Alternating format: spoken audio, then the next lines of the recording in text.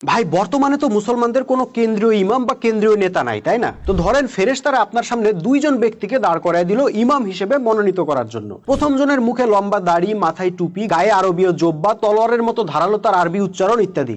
আর দ্বিতীয় জন shirt pant পরা, দাড়ি শেভ করা একজন সাধারণ মানুষ। এদের মধ্য থেকে আপনি যাকে ইমাম হিসেবে বেছে নেবেন তিনিই হবেন মুসলিম জাহানের ইমাম। তাহলে আপনি কি করবেন? অবশ্যই চোখ বন্ধ করে প্রথম জনকে বেছে নেবেন, তাই না? দ্বিতীয় জন সম্পর্কে খোঁজ খবরও নেবেন না ঠিক মতো, কারণ দ্বিতীয় জনের তো দাড়িই নাই, আরবির লেবাসই নাই, তিনি কি আর ইমাম হইতে পারেন? তার মানে আপনি বাহ্যিক লেবাসের বাটকারা দিয়েই এই দুইজনকে পরিমাপ করলেন, কিন্তু ভেতরে কার কেমন ইমান, কার কেমন সাহস, কার কেমন শক্তি, তেজ ও চরিত্র ইত্যাদি কিছুই দেখলেন না। অথচ এমন কি হইতে পারে না প্রথম জন বাইরে বাইরে লেবাসের ভং ধরলেও ভেতরে আত্মায়, চরিত্রে, মানসিকতায়, দৃষ্টিভঙ্গিতে সে আসলে একজন ভীরু, কাপুরুষ, স্বার্থপর, আত্মকেন্দ্রিক লোক? আর আপনি যার বাহ্যিক লেবাস দেখে অবজ্ঞা করলেন তিনি হয়তো খাঁটি ইমানদার ছিলেন, অসীম সাহসী ছিলেন, পাহাড়ের মতো সাবের ছিলেন, সাহাবীদের মতো চরিত্রবান ছিলেন, খালিদের মতো রণবীর ছিলেন, আবু বকরের মতো আপোষহীন ছিলেন। ভাই এবার বুঝছেন তো কেন যুগের পর যুগ আমরা মুসলিম উম্মাহ অনাথের মতো মার খেয়ে বেড়াইতেছি কিন্তু যোগ্য নেতা খুঁজে পাইতেছি না? কারণ আমরা লেবাসকেই যোগ্যতা মনে করতেছি। তাই বারবার লেবাসের ফাঁদে পড়ে এমন লোকদেরকে অনুসরণ করতেছি যারা ইসলামকে বিক্রি করে খাইতেছে আর উম্মার সাথে প্রতারণা করে যাইতেছে।